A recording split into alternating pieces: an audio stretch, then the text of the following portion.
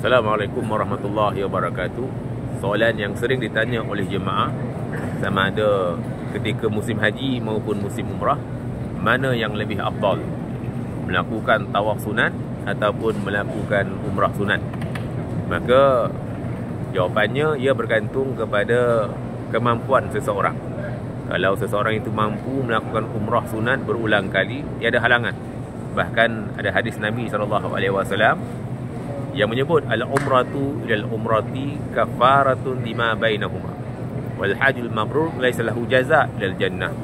Satu umrah ke satu umrah adalah penghapus dosa di antara keduanya, dan haji yang mabrur itu tiada balasannya melainkan syurga. Hadis riwayat Bukhari.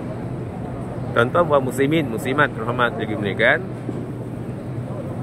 lagi banyak pekerjaan, tenaga yang diperlukan, tentulah lagi banyak pahala yang Allah Ta'ala kurniakan ke atas seorang hamba itu. Tetapi jika seseorang itu tidak mampu melakukan umrah sunat yang memerlukan tenaga yang banyak, dia hanya boleh tawaf sunat saja, silakan, tiada halangan. Yang penting seseorang itu bila berada di Mekah Al-Mukarramah banyak melakukan amal ibadat berdasarkan kemampuan masing-masing.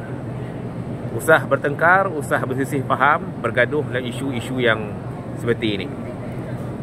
Yang perlu kita lakukan bila berada di Mekah Al-Mukarramah, ambil peluang untuk melakukan seberapa banyak ibadat yang mana pahalanya kita akan bawa ke akhirat nanti, insya-Allah.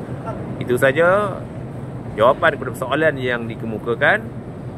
Selamat beramal ibadat. Assalamualaikum warahmatullahi wabarakatuh.